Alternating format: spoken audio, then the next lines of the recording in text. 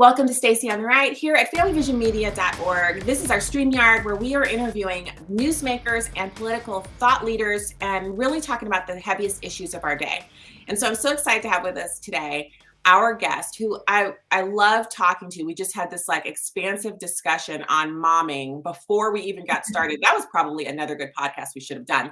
I have Alison Centofante. She's a pro-life political commentator, a marketing consultant, and founder of Centofante Strategies, LLC.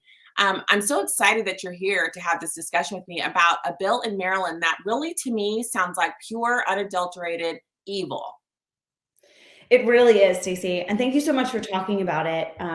It wasn't until a bunch of pro-life groups started shining a bright light on it last week that I think the nation caught wind of Maryland's Senate Bill 669. First, the name of this bill, the Pregnant Persons Freedom Act, denies women. I mean, we already know what we're going to read here, right? This is the Pregnant Persons Act. So not women, not pregnant moms and women. And this was proposed, sponsored by a Democrat Senator, William Smith, out of Maryland. And ultimately, this bill reiterates current law that says fetuses have no rights in the state of Maryland. But it goes even further, Stacey, to say that if a child should be alive in this perinatal time, which is after birth, and something should happen because of neglect, that no one can be charged for that, which is very, very bizarre. So it says this section, this bill, cannot be misconstrued to give any rights to the child. And it also means that no investigation or penalty can be done if there is a termination of a pregnancy or perinatal death related to a failure to act. And I dug into it because I thought, what in the world? I mean, what really, did they really propose like an infanticide bill? And sure enough, under Maryland law, there is no common definition of perinatal. When is that? You and I are moms. We just talked about it. Prenatal, before birth. Perinatal, after birth. So according to lawyers looking at this, that can be anywhere from starting at the 28th week of gestation, going up to 4 weeks after the child is born. So it really is, just like you said, an evil bill that would allow people to not only end the life of a child in the womb, but potentially end their life after birth as well by neglecting them, not continuing care. And we know how dangerous this is, especially for kids with disabilities, for kids that are born to parents that maybe are not in the best and most fit parents. So Maryland is being reckless, careless, evil when it comes to children.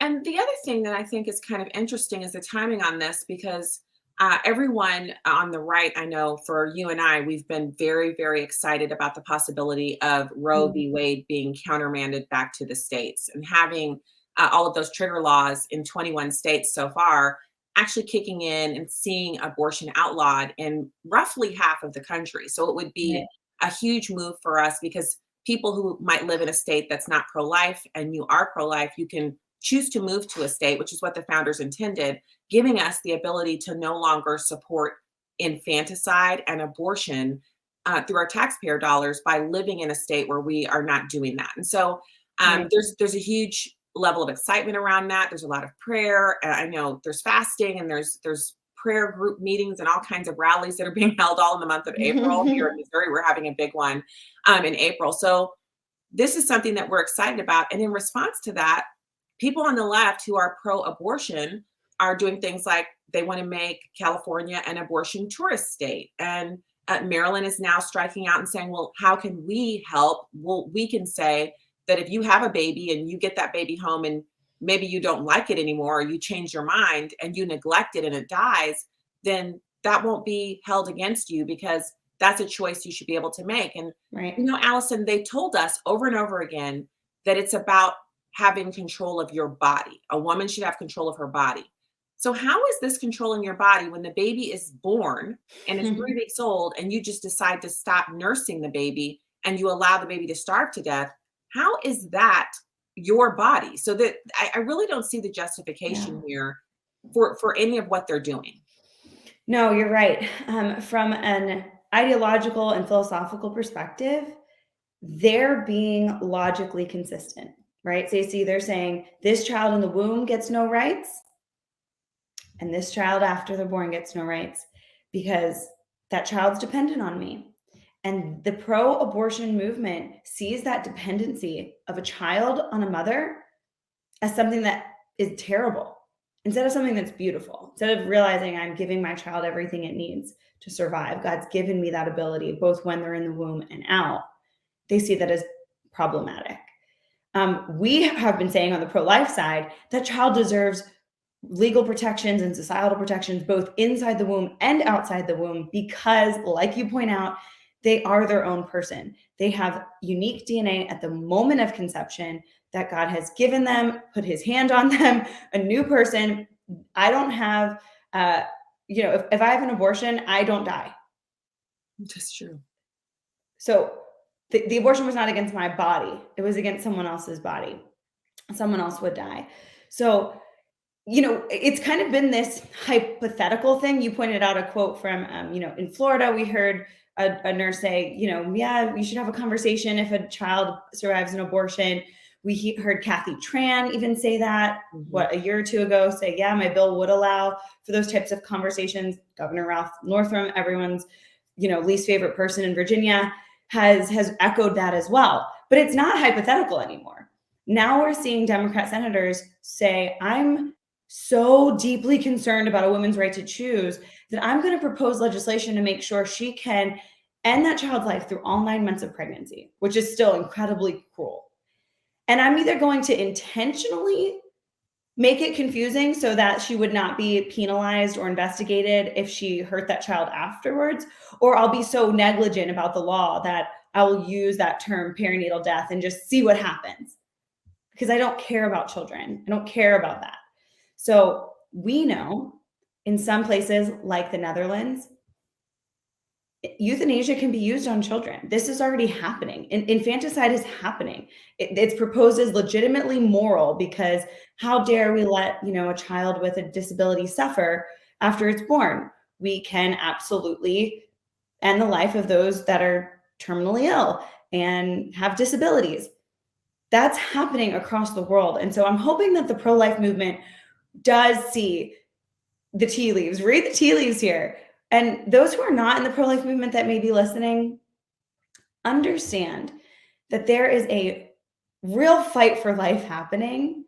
And I would encourage you to see who's proposing ideas to help moms, who's building up pregnancy resource centers by the thousands, a vast network of people, and who is continually neglecting science, failing to acknowledge prenatal development, failing to acknowledge what you and I knew as a child and were only continued to strengthen as we look into, biomedical, prenatal development, and embryology, that there is life inside the womb.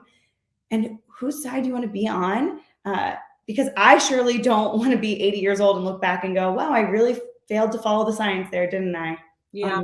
Yeah. Well, and also looking back and seeing a world where, when I get to my 80s, hopefully I'll have grandchildren and great grandchildren by then. And those people will be Americans and they will be living in a world that is either more pro-life or that accepts infanticide and also funds it. Because the big issue for us is, we on every other thing like murder, we don't force people to support murder. We outlaw murder. And if someone is a murderer, our justice system is flawed. And sometimes people are given inequitable sentencing. But on the main, we believe that killing people is wrong. Also on lots of different things like stealing. It doesn't matter if you're stealing from your spouse, from your spouse's bank account, or from your parent, or from your employer. It's embezzlement if it's your employer, if it's theft, if it's your, if it's a friend or a coworker, but it's theft. And we don't force anyone in this country to subsidize theft. We simply outlaw it, and then we prosecute people when they're found to be guilty of doing that crime. Abortion is the only crime I can think of that we have actually given the pallor of legality. And then instead of saying, well, some Americans, in fact, it's a majority of Americans who oppose abortion, they oppose it. So what we'll do is people who think it's legal and want to engage in it, you have to fund it yourself. You can't possibly force other people to engage in it with you. But what we do is we fund Planned Parenthood. We give them over $600 million for, Mhm. just simply existing. And then through Medicaid and Medicare reimbursements, we give them another $1 billion a year. So all of us are on the hook for supporting abortion, even though we don't support it morally. And as Christians, we don't just not support it, we oppose it. We actively oppose abortion Right. and work to end it in our country. So um, I think that's the crux of it, is that people who support abortion don't just want to support it on their own. They want to make Right. sure that you and I support it as well. And Mm. that's why the Supreme Court ruling is so important. And also, just because of the radicalization. I mean, what you're describing in Maryland's law, that's radical. That's saying that, you bring the baby home from the hospital and then you can still decide it doesn't deserve to live. That's not that's something like, that we're always told it's rape, incest, health of the mother, Yeah. poverty, suffering. Now it's, I just don't feel like it. Right. That's, Right.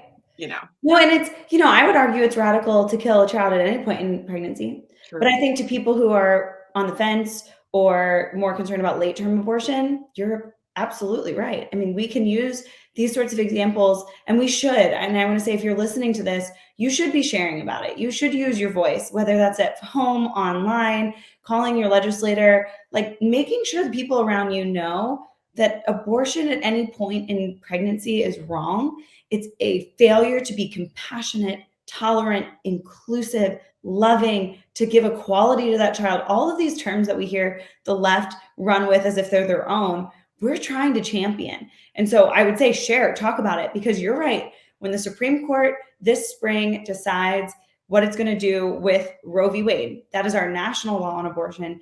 Many are saying it will likely go back to the states. States will figure it out. I hope that's what the court does. That would be right for them to do. And then some states like Texas are going to probably draw the line at 6 weeks. States like New York have already written into law all 9 months. And to your point, Maryland, Maryland's making clear what they want right now. And yes, some people can move. And that's been the case. You can move if you don't agree with your state's pro-life law, but some people don't have that opportunity. That might not be feasible for them. And we are called, at least I, as a believer, I'm called to look out for all children, to look out for all vulnerable demographics. And so I can't just say I'm going to go somewhere where it's better for kids in that state and not care about the kids in Maryland, not care about the kids in New York. We are to speak up and advocate for the lesser, even if you're not a believer, to care about someone who's being exploited, innocent, and unprotected by our laws. That's why you're seeing this excitement, this groundswell, because it's what we're going to keep doing no matter what the court decides this spring. Yeah, and that is a good point to make, Allison, because whether or not the Supreme Court makes the proper choice, they've been wrong before. They will probably be wrong in the future again because they're populated by people. But it is our duty as Christians to advance the cause of the kingdom, which is protecting children and the innocent and the widows, and visiting the sick and those who are in prison. I mean, we have a huge mandate from God to tend the garden and to love people. I think, it's just a demonstration of how radical it is that a few minutes ago I was talking about how extreme and radical it is to want to kill a baby after it's born, but we're already doing that to basically full term babies Mhm. who, if they were really unwanted, they could be induced, right? You can induce a birth and have a baby born a little earlier. And an 8-month term baby that is still in the womb could be induced and that baby could live and be adopted to a family. There's so many families who want babies. We don't have to kill them. This is just an obsession that we have with convenience and reproductive rights, which are not really a thing. And that's showing in even the language that we use when we talk about what's wrong now. Because I think the Mhm. Overton window has moved so far. Like, we used to just talk about how bad it was that people wanted to do late term abortions, and that we need to stop abortion. Now we've moved off of talking about abortions. Now we're talking about infanticide, and that's the problem. Yeah.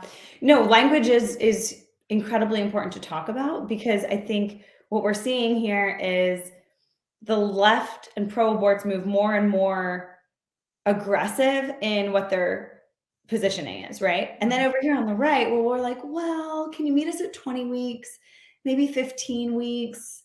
We're compromising. They never compromise. The pro aborts never have met us at the table and said, you're right. We'll make sure the hallways are wide enough, at least for a gurney to get through. Right, right. Never. It doesn't happen. I've been at the Supreme Court. I've led these rallies. I listen to what the other side says. There is no middle ground for them. But yet we are constantly told, please compromise. Please wait. Go to 20 weeks. Go to Born Alive. You know, when we want to save them all, if you are concerned about a child at 20 weeks or 15 weeks, that's the same child at birth. And yes, we're moving that way in some states, which is good. But I just want to point out to people, when you say radical and extreme, who's extreme here? We've been continually coming up with innovative compromise, which leaves children to die, by the way, just to save some, while the left keeps pushing for more. And that's what Maryland's doing. They're just going to push to see how far they can take it. Will this work? Will it not? You've been in these kind of meetings, Stacey. Sometimes legislation is proposed just to see what happens. I mean, these are people, broken people at the end of the day, who are going to go, maybe this will work. Maybe they'll notice. Oh crap, they noticed. Let's pull the legislation. We'll redefine it. We'll present it again. So it's all an experiment. That's why we have to be a part of this active experiment. And really, that's why we have to pull that language. Yeah. Well, and so we have made strides in the language, but for every stride we've made, they've kind of pulled back the veil a little bit, where safe, legal, and rare was their original standard, and they've abandoned that. But they haven't just abandoned it. They've abandoned it in favor of openly advocating for killing babies. And they no longer, like, I can't tell you how many times I've been on a forum or reading the comments under an article about abortion. And the people in the comments will say, yeah, we know it's a baby. And yeah, we know we're killing it. And we know why, because we have the right to do that, because it's inside our body. And as long as it's in there, we can kill it. And that's a right no one can take away from us. And abortion will never go away. It will only just be something that either it happens or it doesn't happen. And I think to myself, they're so clear-headed about what they want to do. They're so openly, they're brazen about it. And the Bible talks about how in the last days there'll be lawlessness, and it compares the last days to the days of Noah, when the murder rate was like 75%, which is why God sent the flood, because it was just, there was no redeeming what was going on there. And some people will say, well, we're not there yet because we don't have a 75% murder rate. Well, if you count in the 950,000, I think last reportable year it was only 850,000, which is trending in the right direction, but that's still 850,000 babies. That's the number one cause of death in America. That is. And that's more than the next three causes of death, like heart disease and all of that combined. So we're in a place where they're getting all of the, maybe he'll be quiet if he just sits here. They're getting all of the conversation going in their direction because they continue to be more radically pro-abortion. And so in response to that, we need to be more radically pro-life and move the window back in our direction, which is the direction that supports women, it supports children and babies, and it supports men, because it gives men a voice as well in the life of a child that they help to create. So I think highlighting this story, like I echo your comment from the very beginning. Alison said to share it, make sure people know this is going on, because they're looking to see what we're going to do. Will we allow them to say that perinatal abortion is a thing, which is what they've been going for? That's 4 weeks after birth. Because if it's 4 weeks, it might as well be 2 years. And if it might as well be 2 years, it might as well be to any age that a parent feels like a kid has no longer, serves their needs. Is that where we want to live? Is that the society we want to be a part of? And I think the answer to that is an absolute no. Like, no way do we want to be living in that America. Absolutely, Stacey. And to your point before, last time I looked at the data, there were over 100,000 couples waiting to adopt an infant. The issue is that abortion has affected the number of infants, newborns, that are available for adoption. Isn't that wild? So we're seeing this beautiful display of generosity from thousands of people saying, I will adopt your child. And you see women walk into an abortion clinic, abortion center, and end the life of that child. And so I am saying to pro-lifers, as we anticipate the Supreme Court ruling, this is not politically, this is not just political. We have to figure out how to make this personal. And I take that to myself, having worked in DC for 10 years, I was always too busy to do anything more. But to say personally, you know what I can do?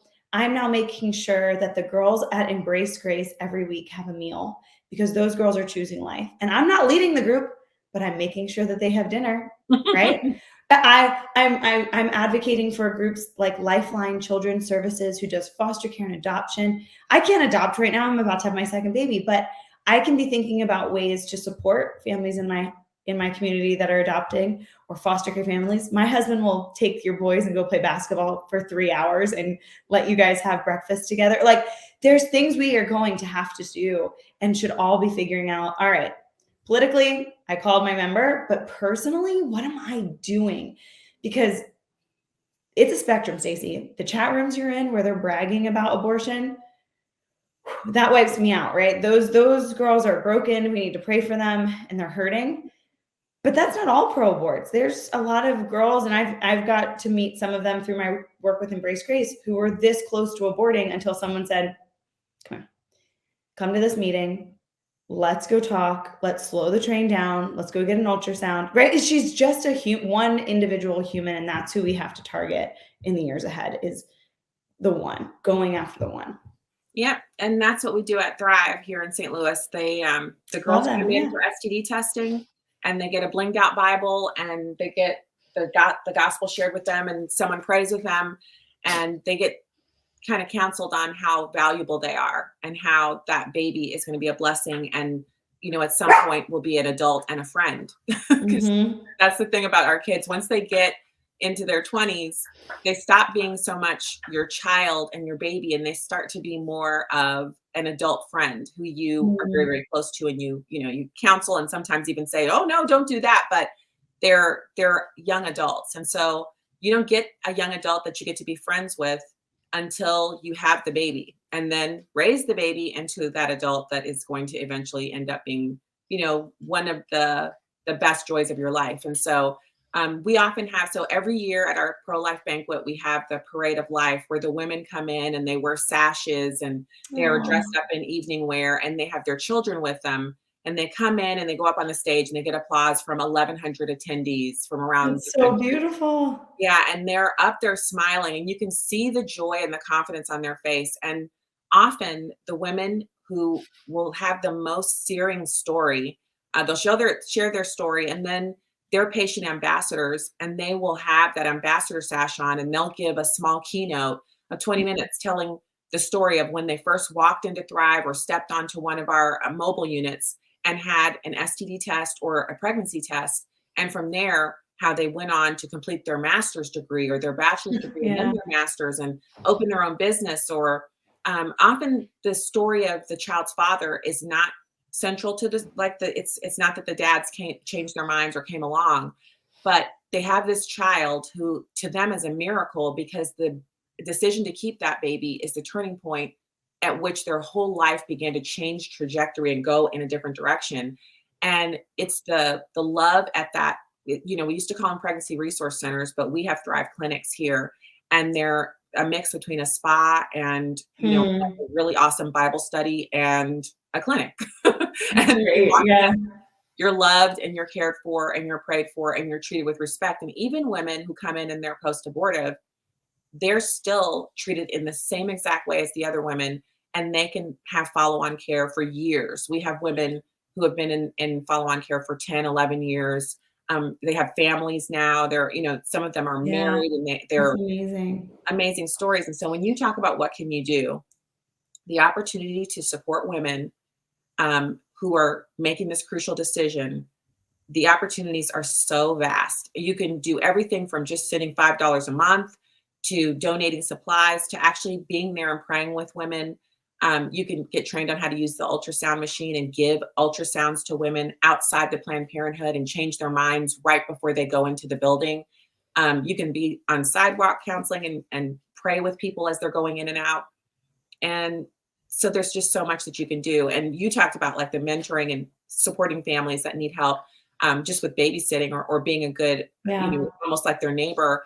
there's no end to what you can participate in with if you decide you want to be a part of the pro-life movement, and you'll meet the best people and you'll have the most fun. And It's true. it's Yeah. the best way to kind of walk out that commitment to not being a part of our abortion industry, which is plugged into our government and forces us all to be a part of it. So I'm so glad Mm. you brought that up, because I want people to really understand that it's not just hating abortion and wanting people who support it to stop. It's also an activity that you can engage in, that Yeah, you can absolutely. really make a difference in people's lives. And it's kind of exciting, like, to see people Mhm. year after year at this dinner, and they'll come running up to me like, oh, look, and showing me pictures of their baby, which they don't know I've seen pictures of their baby every single year, because every picture they share with Thrive, it goes out on our email listserv, and we all get to like Yeah.